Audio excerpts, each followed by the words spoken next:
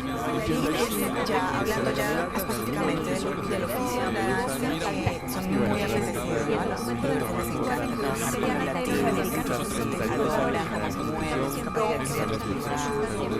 el rito siempre. Bienvenidas, bienvenidos. A nombre de la Coordinación de Difusión Cultural de la Universidad y del Festival CulturaUNAM, les doy la bienvenida a este conversatorio que tendremos a propósito del estreno en México y en América Latina de la ópera Breaking the Waves de la compositora estadounidense Missy Mazzoli y del libretista canadiense Mazzoli y Vavrek. Bienvenidos. Nos acompaña también Lorena Maza, una muy importante directora de escena mexicana. Soy Gerardo Kleinburg y lo que haré es conducir, moderar, proponer algunos temas que me parece son interesantes. Uno de los sentidos principales de este conversatorio es poderlo grabar y eventualmente transcribirlo y posteriormente publicarlo. Como ustedes saben, el día de hoy, viernes 10, ¿verdad?, de octubre, y mañana, sábado 11 de octubre, tendremos el estreno en la sala Miguel Covarrubias a las 7 de la noche de este título poderosísimo que parte de la película emblemática de los años 90 de Lars von Trier. Vamos a hacer la conversación en inglés. Y vamos a empezar por lo siguiente. First of all, I would like to welcome you both. I hope you could understand a little bit what I just said. We're so happy, we're so flattered for having you here with us and for being able to make this very important premiere by the Festival CulturaUNAM. And there we go.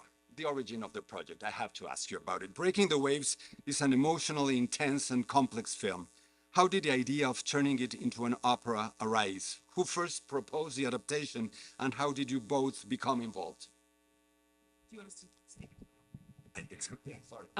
First of all, just thank you so much for having us. This is an honor to bring this work to Mexico for the first time, to Latin America for the first time, and to do work in another country is always just the biggest honor of our lives. And so we just got here last night. It's our first time in Mexico City, and we're so grateful. So thank you so much.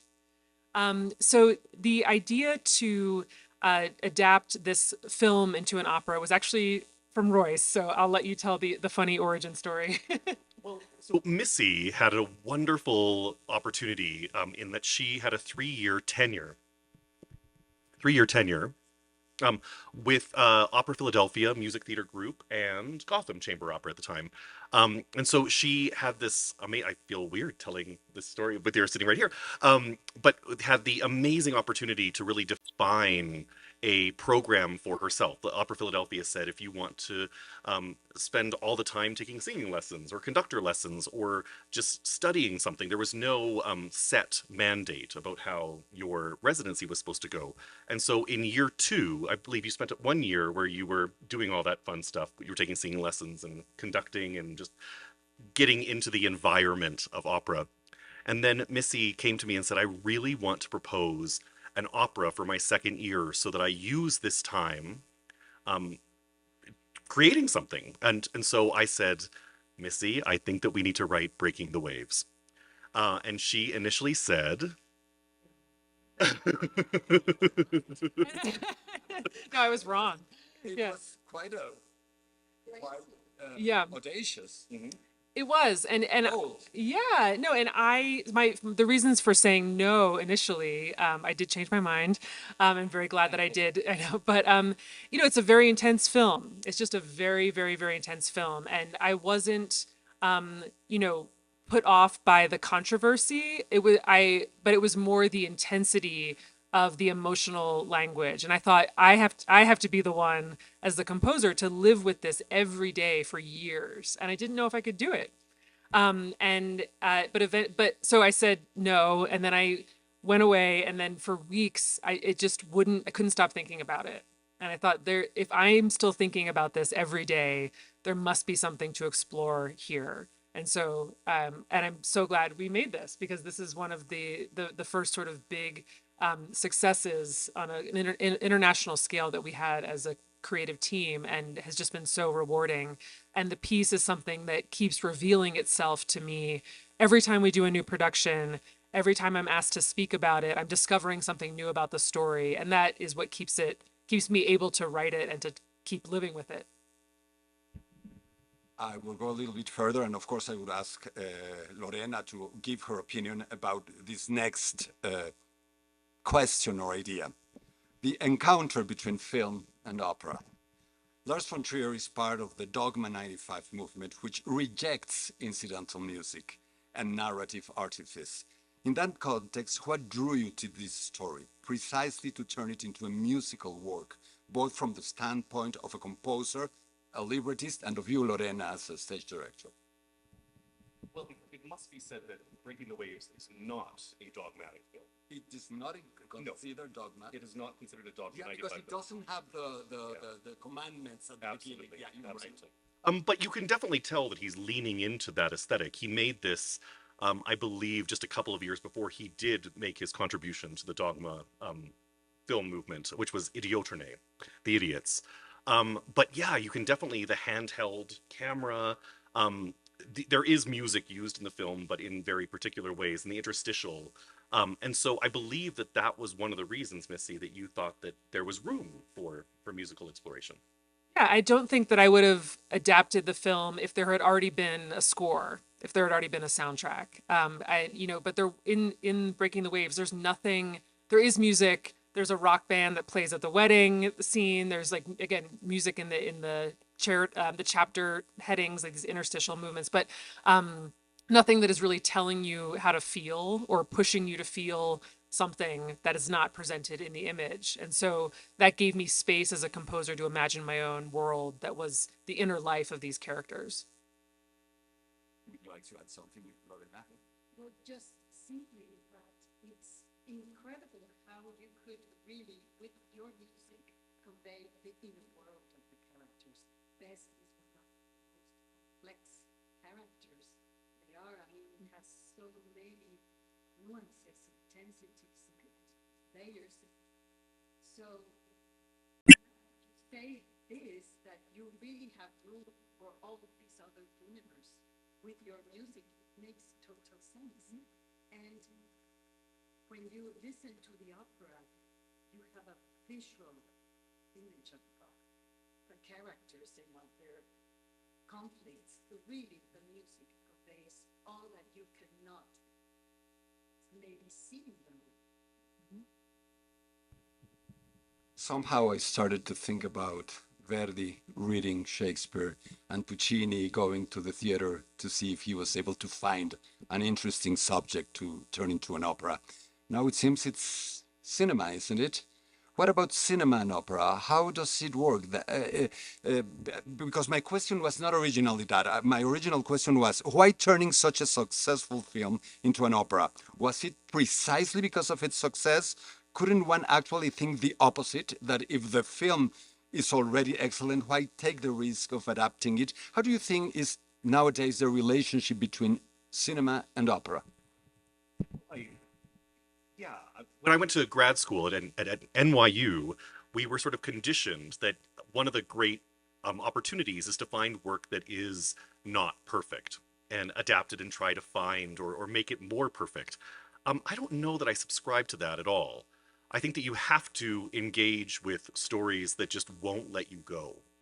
And we wouldn't have the great Shakespearean operatic adaptations if people were scared of masterpieces. So I think it's really important that we don't say that because something is so brilliant that it can't be redesigned or reinterpreted. I think that it's really, really important that you take projects on that just really feel like they're clinging to you in your soul. So yeah, I think that that's really important. I have done quite a few movie adaptations. We've done just this one together. And we're talking about doing another adaptation in the future. But I find movies to be a really beautiful source of contemporary literature, especially auteurist cinema. And so I think that it's really exciting to be alive and creating work right now and having all of these masters using that huge canvas that is cinema, and then finding the correlation with our huge canvas. I think that it's really kind of remarkable that there is this other medium that is doing something on a massive scale often, and opera is the performing arts version of something where all of the pieces come together. Cinema has music and scenic design, the mise en scène. It has everything that comes together to tell the stories, and opera does too. And so I hope that there are quite a few more movie adaptations in my career, but I also love novels and short stories and original pieces. I've written many original things, and so it's, yeah, everything is up for grabs. It's all about just finding those amazing stories that won't let you go.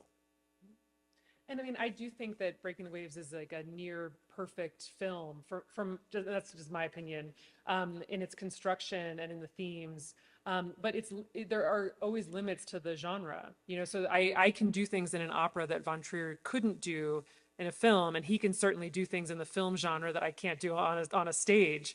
And there's limits and advantages to both. But I felt that with this particular story that I had a perspective on it, particularly the character of Bess, I saw another dimension that he didn't explore in the film, and that's fine. And again, a lot of it is the genre and also just his point of view, but that I could explore, there was room to explore that more in the operatic medium. And I do think if films had been around with Verdi and Puccini, they would have been adapting films too. You know, I don't think that there's anything, I don't really see a difference in that. Yeah. Lorena, no sé si quieres comentar algo. No. I really have a question for the three of you and for everyone. What is Breaking the Waves about? Is it a story about religious fanaticism, about toxic masculinity, about a kind of self-destructive innocence? What is it about? I'm not sure myself. Well, I think that it's good to start with what Lars von Trier felt that his film was about. He said that he set out to make a film about goodness, which is like a very broad term.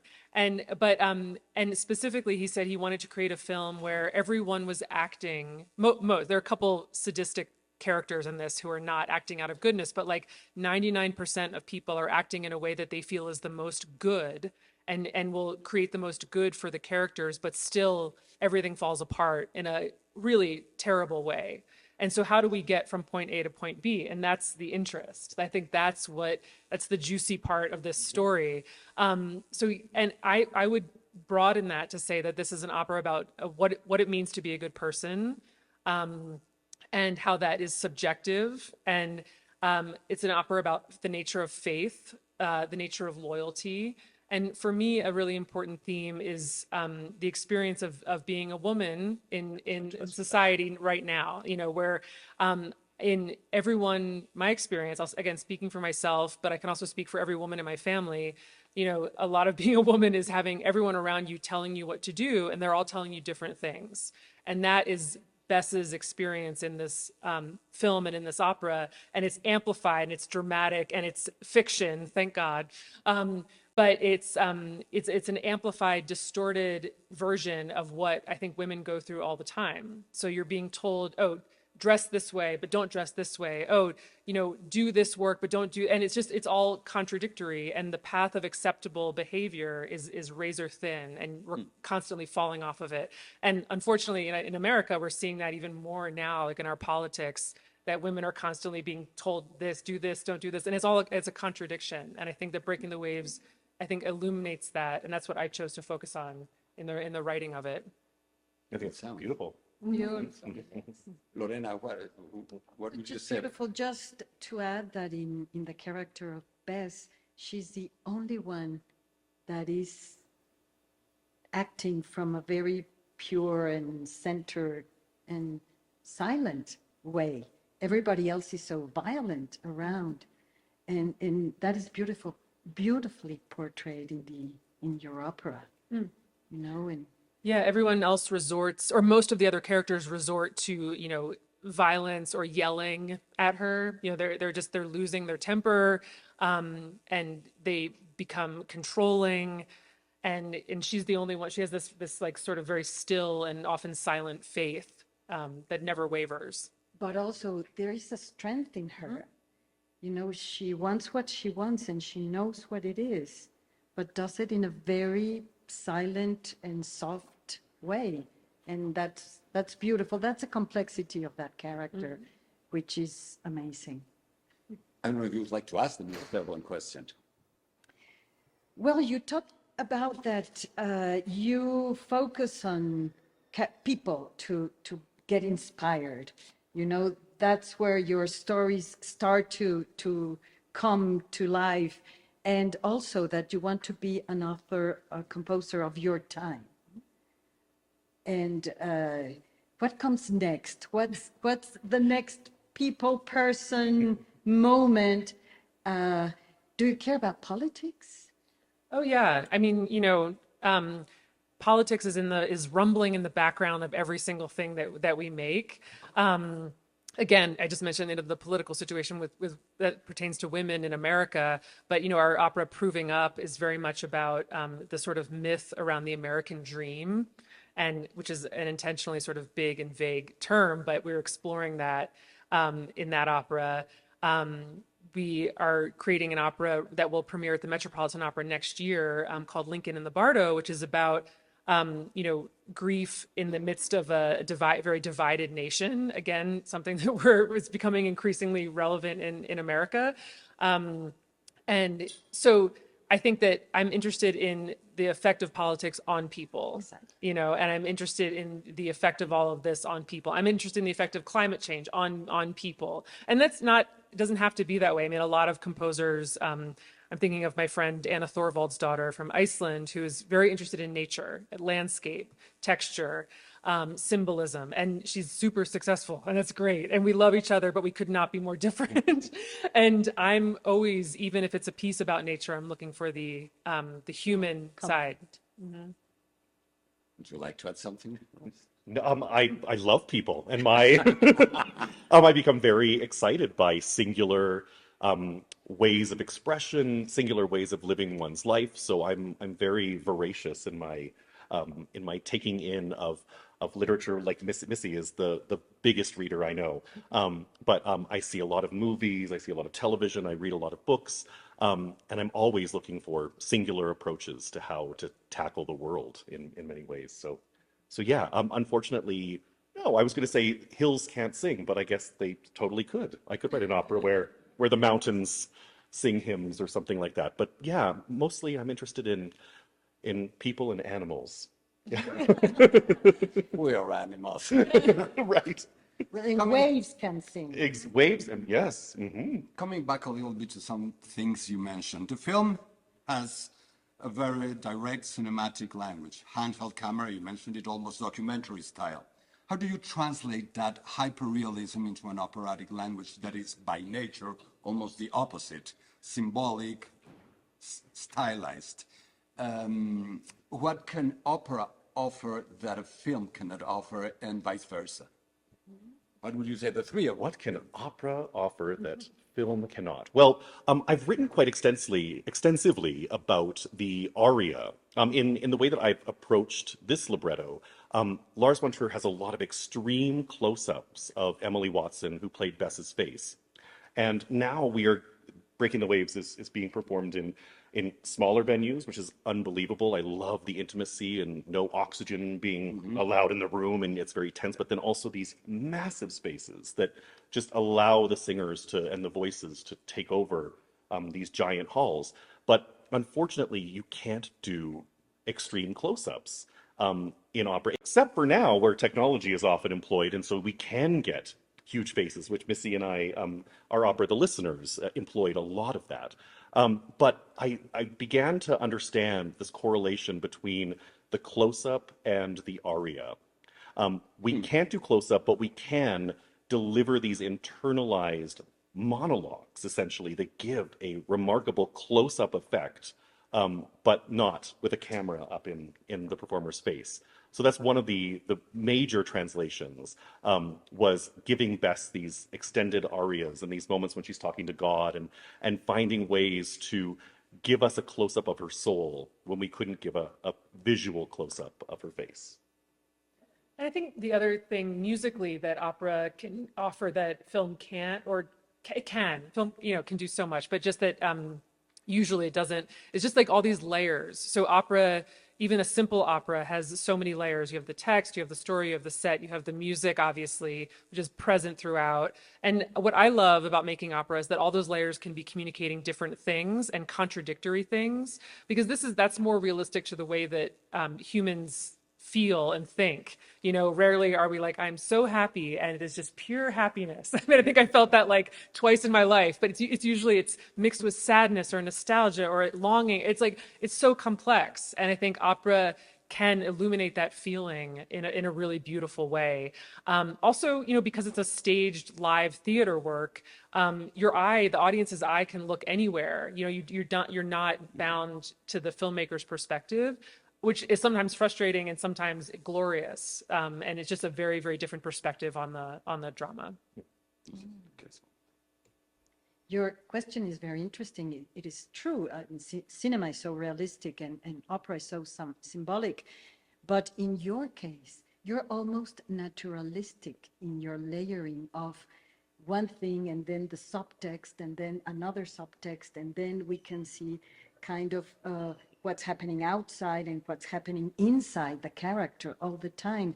So you have a very precise portrait of the character that seems a close-up. Mm-hmm. We are really seeing the character from so many different angles, and that is amplifying the moment and the characters in a sort of musical close-up. Mm-hmm. Another thing to just maybe suggest is that opera at its best, I think, is virtuosic. And virtuosity comes in many different shapes and forms. So there is an emotional intensity, even though this is a very realistic film. There is this fever-pitched emotional virtuosity that the actors in the film had to bring to the project. Much like the way that we translated it, opera is a very virtuosic vocal thing, but it gives the role or the person playing Bess a really remarkable opportunity to burrow deep into a character and come out with a particular sort of virtuosity. On the flip side, it just came to mind, I adapted a Mexican filmmaker's work in Carlos Regadas' Silent Light. Wow. Which we premiered this past year, and it's a finalist for the International Opera Award for Best World Premiere this year. Wow. With Paola Prestini. And the virtuosity in that is really in the silences. So it's kind of like the opposite X-ray of Breaking the Waves, in that it has the same sort of emotionally potent emotional current, but the currency in that piece is the silence, and the weird soundscapes that will last for 6 minutes, or and there's a great virtuosity in exploring that. So yeah, to add something. You mentioned silence. Mm-hmm. I would like to add 2 ideas so that you can tell me about them. Things I find different from one genre to the other one. In Amadeus, the movies, there's a moment where Mozart tells His Majesty, imagine your Majesty. Here in an opera, 2, 3, 4 people can speak at the same time, mm-hmm. and it's beautiful, and you can understand. You can do that, can't do that in other genres. That's one thing I would like to ask about it, and it stems from your work, although, of course, you develop it also. And the other one is the tempo. You are determined. That's something quite different. In opera, there is a tempo which has been decided, speed, and it has to take this time from here to there. In movies, you can negotiate, you can speed your dialogue or not. Tell us a little bit about those 2 subjects in each of you. Sure, I can speak to the tempo, and you can talk about overlapping. Yeah, I mean, the crazy thing about making opera is that the composer is very much the dramatist, and that we decide how long everything takes, which is crazy. Because that's not something that I was trained to do. It's something that I really worked hard and studied by watching film, by reading Shakespeare, and by reading plays and looking at the way that the plays looked on the page, and then the way that the productions worked, and seeing the difference between the 2. It took me a long time, but yeah, so the music has to drive that. We often do work very closely with the director on a premiere performance. And my question, we were just talking about this morning, is always like, do you need more time here? Do we need less time here? How can we tighten it up, stretch it out? And so there is a sort of collaborative sense of that. And we have workshops where we hear everything, and a lot of the changes are in the tightening of the drama or extending to make sure something on stage can happen. Yeah, and I was just thinking about how in film, I was just watching, in television rather, in this instance, The Studio, the new Seth Rogen series on Apple Plus, and it's so fever pitched, and there are people talking on top of each other. So it is something that can be rendered in television and cinema, but it is a particular superpower in opera. And especially, what I love to do is establish phrases. And then Missy comes and gives them a musical identity. And then having all of these ideas from different characters coming together to overlap in a texture. Because often when you have a lot of people singing different things, you can't really discern, aside from subtitles or super titles. Yeah, the subtitle has the decision also. Exactly. Yeah, but I do think that there is something about bringing people together and having them sing individual content. So they're still soloistic in a way, but that they come together as a group to create something that is either cacophonous or beautiful. And in Breaking the Waves, there is a particular moment at the top of Act 3 that I would invite you all to attune your ears to, in which we have a trio or a quartet of singers. Well, trio plus Bess sort of has interjections, but all of these characters come together and sing on top of each other, trying to get Bess to sober up, basically. And so it's a really compelling way to make that sort of fishbowl cacophony, but to use the cellular ideas that you planted in motivically in the work. So yeah, it's a really cool effect. And these ideas can come back, and you don't even need the words the second time necessarily. You could just have the melody, so that, again, gives an echo of nostalgia or longing, or someone can be on stage without actually being on stage because their melody is on stage. That's Wagner's invention. Yeah, yeah. I did not invent that, to be clear, for the record. You want to say something? No, it's such a kaleidoscopic pentimenti style, and it's music to my ears as a stage director to know that the composer comes and says, "Do you have enough time? Do we need more to extend this emotional part?" And the contradictions that you can put into music. For me, that's amazing with your music, because the character is saying something, but something else in another musical line is saying otherwise, and then the pulling apart of two different, the beauty, but then the intensity and the anguish. So that's very dramatic. And I see you read a lot, you're saying that, and you watch a lot of theater, you go a lot to the theater, and it shows. It's very theatrical, your music. Thank you. Thank you. It's not every day that one has the composer and the librettist next to ask them something. I just started to think about, I know, Gluck and Calzabigi, Boito and Verdi, von Hofmannsthal and Strauss, Da Ponte and Mozart. Well, there are no letters between Da Ponte and Mozart, but how we praise having all those letters, because we can see the work in progress. We can see how they did it exactly. How did you do it exactly? How does a librettist and a composer work? Because the librettist has a lot of musical decisions when he writes. I mean, I see this as a duet, I see this as a chorus, and then you come to Missy and she tells, no, I'm seeing this as an aria. How does it work? Yeah. How did it work in your And it's very organic.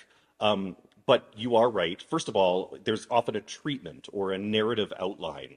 So even to back it up further, there are many, many, many conversations that we have before a single letter is typed onto a document. We talk thoroughly about the approach that we're going to take to the work. And then I go away and create an outline that I present to whatever institutions are around. But Missy has taken a look at that and has offered feedback already.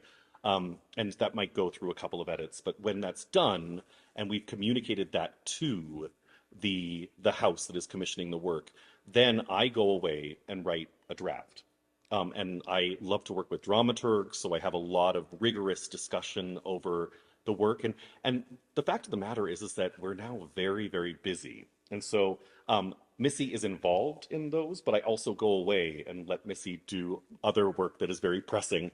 And so I try to make a version of the libretto that is as sound as possible, knowing full well that when Missy goes in to compose, the music is going to have other necessities. It's going to, I'll get a call and say, you've written 15 lines of recit here. Can we cut that down to 2 and go into an aria? And so then I have to take 15 lines of information and try to figure out how to accomplish that in 2 lines. But the music has to take over because it is a musico-theater art form. And so music is very, very important. And so that has to be the main motor of an opera. And so, and then it really is going through as Missy's composing, sort of being on call and supporting the way that the music is manifesting in her imagination. Yeah, I feel like there's nothing worse than seeing an opera, and I feel like I can see an opera and I can tell if the composer and librettist are like angry at each other, or if they didn't speak to each other during the process, and that because you have the feeling that the composer's just getting through the words, and that they don't believe in every word that's there. And if I feel like a certain text, if I'm not inspired by it, I will say to Royce, "Oh, could we do something different here?" I'm inspired by most things. So it's fine. But yeah, there has to be that back and forth. And likewise, that changing music to accommodate a dramatic moment when we get into the workshops with the director, it all has to work together and you can't be precious. I think I can also hear when composers are clinging to their material and not letting it breathe with the collaboration. And I just try to be very, very flexible. Well, and a lot of composers, they haven't had the opportunity to write 7 operas, and so they're writing their first opera. And so I feel like when you're writing your first or second operas, you're still wanting to do everything, right? It's like you want to throw the kitchen sink in there and the refrigerator and the bathtub, and it just becomes these things that have so many elements, and they need to be sort of focused. And I think that that's what comes with maturity in writing opera, is just the knowledge that there will be other opportunities to explore ideas. And so you don't have to accomplish everything in one 2-hour and 10-minute opera. Loren, ¿Luis quieres preguntar algo o agregar algo? I think your work of synthesis, reducing a text to a core, is so important. You come from a theater background, I suppose. Absolutely. Almost all dramaturgs. And then the music, instead of being like a corset, it seems like it takes you to these elements of essential pieces to write, because it's so seamless, the music and the text in your collaboration. It's amazing. And you were friends in college, or how did this happen? We met actually at Carnegie Hall in New York in the lobby. Royce was doing a show with another friend of ours, the composer David T. Little, and I had known him for years, went to support him. And then I heard this little excerpt of an opera. It was an excerpt of their opera Dog Days, which was so cool. And it was like set in the suburbs, and there was an apocalypse, and people were drinking beer and just doing all this crazy stuff that I'd never seen in an opera before. And I said, who wrote those words? And it was Royce. And I introduced myself, and then we had lunch a week later, and then the rest is history. And you gave me a little postcard. Oh, yeah. For your 35-40-minute presentation of Song from the Uproar, which is the first opera that I would come on to help Missy complete it. But it was just this unbelievable opportunity to engage with Missy and her music, and it began a lifelong love affair. A musical love affair. Lorena, you mentioned a while ago about the complexity in Beth's character.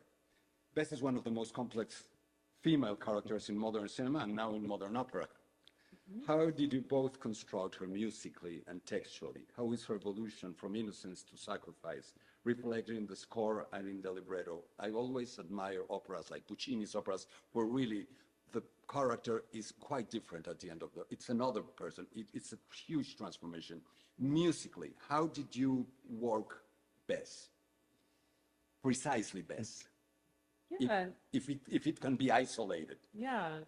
I mean, Bess is always described as this very innocent character, and I think that there is an element of that to her, but it's not the dominant element of her personality for me. So even from the first aria, I was investigating her strength, her inner strength, her resolve, and above all, her faith. Like again, she's very religious, and her faith in God is a literal faith that she talks to God. And there are these great scenes in the film where she's speaking to God and then kind of answers herself in God's voice, which to her is this like very masculine, deep, you be a good girl. And so I started from there. So she's an extreme character with extreme strength and extreme belief. And then bringing in some of that joyful innocence. I mean, the love story in this opera is real. And I think that if it has to be real for the story to work. So initially in Act 1, before things fall apart, there are these really joyful parts that then become deconstructed as it goes on. So it was about creating this mix of strength and joy that then turns into something almost monstrous in Acts 2 and 3 and leads to her demise. Spoiler alert, if it's an opera, everyone dies, it's fine. But, it's little fragments that could be transformed. Is the best Vocally, in terms of melody, of orchestration, tell us a little bit about the music itself. I would really love to listen to it. Yeah. I mean, I think the opera and the movie start with this solo moment for Bess. So there's an aria in the opera called His Name is Jan, where she's basically asking for permission from the leaders of the church to marry this man that she has met, who is an outsider from the community, and the community does not love outsiders. So she's asking for their permission to make an exception. And so it's little like playful fragments, but also a lot of like glissandi. So when a string instrument slides on the string and you get this sound, and it's all those notes in between. And I use that as a way to create dissonance within these very sort of happy, bubbly melodies. Yeah, and orchestrationally, it's a lot of strings. It's a lot of clarinet for her. And I feel like I'm missing something. Oh, and then when she's talking to God, things become more sinister because again, her idea of God is looks like one of these old men in the church. And so the chorus echoes her and responds to her, but in her own voice, they were very fun scenes to write. And there's an electric guitar that comes in when she's talking to God. So it's a sort of sonic symbolism of this expanding world. Thank you. Yeah, I think that when one adapts a work, whether it's a book or a film, there's often a great expense in acquiring the rights. And so to really change it or to do something like if we wanted to write a piece about a woman who sacrifices everything, and we didn't want to hew to Lars's story, we could have written something original, but we wanted to investigate this piece. And also Lars von Trier is a director who is the greatest teacher I've ever had in my life. His art has completely changed the way that I think about making work. And so I saw this film when I was 14 years old and have been carrying it with me for my entire life. A little bit too early. A little bit too early, but I was a pretty precocious farm boy who found access to VHS tapes at the local movie rental place. And so I rented it, and I saw a little clip on that year's Golden Globes, and I knew that it was something that was going to speak to me, but I didn't know that the film was going to be this transformational in my life and my career. But this is all to say that you have to trust von Trier. I've been working a lot with Bergman projects and trying to figure out how to honor his storytelling, but then make it something wholly our own. I use these opportunities as a chance to learn and to be in dialogue with my heroes. And so this is an example of something that it hews very close to the film. Narratively, it tells the story very clearly. But that being said, it's also one of the most rigorous dramaturgical processes that I've ever been through. So even though it does take a lot of Lars's language, it did require some heavy lifting to get it to where we are going to be tonight. Lorena, would you like to ask them something? That was my other question, you know, how much of the original Lars von Trier's text you used? And well, you just answered it. And also I can feel this sexual component also with the religious and with the other conflicts there. Is there a special sound for that too? For the Yeah, sexy for all moments? this, no, for all this, you know, awakening that happens to Beth and Yeah, I don't know that there's not like a specific instrument that I'm attaching to that, but that is a huge part of Act One, is this like sexual awakening, this love awakening. Again, I think that part of the story has to be sort of pristine. Like it has to if her husband is betraying her, then the story becomes much less interesting to me. Again, going back to this idea of everyone doing the most good, what they think is the most good, even if it leads to harm, is more interesting to me. And so we have to sort of experience that sort of like sexual revelation from her eyes in Act One for the rest of the story to make sense. sure. You brought somehow the subject of gender perspective when you started to speak about yourself. In the film, both director and screenwriter are men. Likewise, in the opera, the librettist is a man.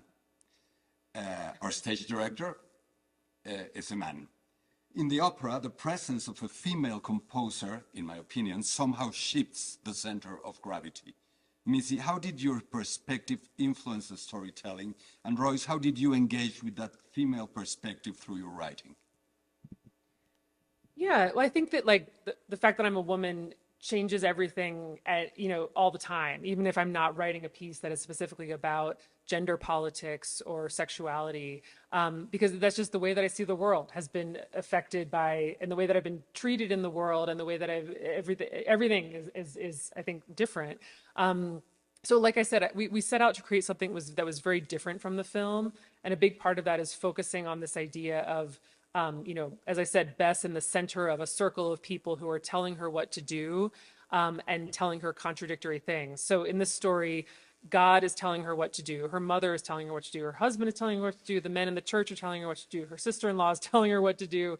The town, this society is telling her what to do, and it's all different. So every time I sort of got stuck when writing, I would come back to that idea.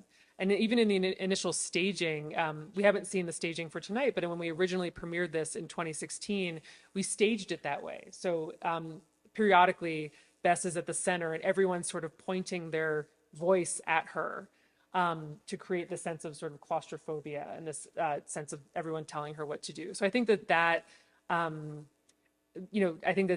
lends a slightly different perspective to the film. Yeah. I've written quite a few operas that are centered on young women and like 20-something women. And so I do remember having a conversation with Missy very early on, right before you invited me onto the Song from the Emperor project, where I was like, oh, you're writing a monodrama for a woman. Is this something that I'm appropriate for? And you were just like, of course you are. And I think that moment gave me a lot of license, because we're having a lot of these conversations in America and Canada, where I'm from, where it's who has the right to tell stories. And if we're going to say that you have to be a female librettist to render a female character, it's very, very dangerous. But I do think that we need all of the perspectives in this art form and in the arts in general. I'm currently working a lot with I run a company up in Toronto, and I'm working a lot with Indigenous performers and writers and directors, and I'm working on a big project right now called Indians on Vacation, in which I've been welcomed. I'm the only settler on this project, and it's very meaningful. But I also hope that I can mentor young Indigenous writers so that I don't tell these stories. I want to make space for that. So I really hope that there are women out there who will tell awesome feminist stories. I hope that they will tell and create really nasty male characters too. I think that we have to be curious and open to embodying characters of all sorts. And so I think it's compassion. When you're leaning into writing or creating, manifesting a character, it's all about trying to find as much compassion for them, even when they're a little, when they're not so nice, or when they're a compromised character. You still want to find as much compassion with them to render them in a dynamic and beautiful and thoughtful way. Lorena, would you like to add something? No, thank you. One of the art as political action, art as a means to build, to make peace. These are some of the axes of our festival, some of the ideas we want to address in our festival. So I will try to bring the conversation to that area a little bit. Breaking the Waves confronts the symbolic and moral violence of a closed community. Do you believe that art, and particularly opera, can be a form of political action? How can such an intimate story become a statement about freedom, faith, or power in our times? Certainly, any piece of art can become a political action. And I think that by virtue of creating an opera that has this woman who I believe has a lot of agency, every decision that she makes is her own. Even when all of these people are thrusting their opinions on her and telling her what to do, Bess makes her own decisions, and she creates her own world and then suffers the fate based on her decisions. And so I think that that's a great example of a political contribution in many ways, where we are presenting a character that is in dialogue with a lot of past female characters in opera, but a lot of female characters in historical operas don't have agency. And so I think that is something that Missy has been very excited about contributing in many different forms, is the idea of female characters who are in impossible situations and yet are really struggling to retain their agency. And so I think that's an example of our sort of political motivation and what we want to contribute. And I do think that there are examples of very overt political pieces, and how effective they are in encouraging change, I'm not sure, but they're meaningful and important. And yeah, that's my Yeah. No, go ahead. Oh no, I just, it's so personal, like the way that every composer interacts with politics and how overt you want to be and how much you're using the language of politics in your work. I think my work is very political, but it doesn't take, headlines and set them to music. Like, I'm not using that language. It's much more metaphoric and symbolic. And I think that it works in so many different levels in art. There are companies that give a lot of lip service to telling female stories, but then you look at their administration and every composer they've hired and it's all men. So it's like, where are you, really, like, what is the more important thing? I've started a nonprofit for young female and non-binary composers who are teenagers, because I feel one thing I've noticed in in the quest for equality is that there's not a lot of attention paid to young women and non-binary people at that age, and that's the age when you get your first big gig or when you decide to become a musician. So that, I feel, is a political statement, especially now in America, where our work is being decried as gender ideology, whatever that means. But that's something sort of separate, or it's adjacent to the work that I'm doing on the stage. So I think it can function on a variety of different levels. We live in a world marked by polarization, wars, and inequality. What role do you think contemporary opera, with its blend of art, thought, and emotion, can play in helping us understand or heal our present? Why is opera, or why can opera, I do think it can make it, but what, according to you, makes opera so powerful, so different from other genres? What's the difference? I hate small talk. I hate, sort of talking about the weather. Like, I love that we are coming into a room as strangers and we're talking about love and faith and death and hope and politics, and within like 10 minutes. And I think like that is one of opera's big superpowers, is that strangers can come into a room be presented with something that is relatively safe. Like we're not in immediate physical danger in the theater usually. We're able to sort of live out these scenarios on the stage or witness them in a safe space together. And then we talk about them. And that to me is just the big joy of my life and one of the most powerful things. And at least for now, again, in America, we're suffering from like crackdowns on free speech, but is a relatively free space in which to express that. And the expression of that saved my life personally. Like it gave me a way to engage with the world when I was a young person. And so I'm committed to creating that for more young people. And I think that can be very powerful. That was beautiful. Yeah, collective empathy. I love that. The idea that we get to go into a room and experience something with a whole bunch of different people, and then ideally talk about it and what resonated with us, what didn't. I think that opera, and also I don't hold amplification or non-amplification to be a tenet of what makes something opera, but in these acoustic experiences, sitting in that house and feeling like you are hearing this sound that doesn't have any filter between the performer on stage and you and your experience is just something that is very, very, very cool. I also love amplification. I love going to rock concerts, and I love hearing all of the quietness, and especially if we have these larger houses, the ability to hear a whisper is really, really exciting. And so I understand the magic of the acoustic experience, but I also think that there's a lot of magic to be found in an amplified operatic experience, all of which needs to be taken in by a live audience having a collective experience. And this is sort of speaking to the power of art in general, but I think that opera in particular is so multimedia by definition. Even the oldest opera is a multimedia piece of art. And I think that I always go into the theater and I see an opera and I feel like I've been dropped into this world that is surrounding me. I no longer feel like I'm witnessing something from a distance, the way that I do feel that in a gallery. I might have a very profound experience, but there's a distance. And in opera, I feel that I'm more immersed in it, which is why I love to make it and to provide that experience and think about it. Y tú, Lorena, como directora teatral, para ti, ¿qué es lo que la ópera, lo que hace a la ópera tan poderosa en tu perspectiva? ¿En español? No, in English. Well, precisely that. It's a huge canvas where you can talk about very important things with in a very direct way without a filter. So that's the importance for me and the impact of opera and the multi-layered, the multimedia. It has all these elements that really take you to a whole universe. Unexpectedly, you come in the place and then you listen, you see, you feel, and that's a power for me of what opera can make to you.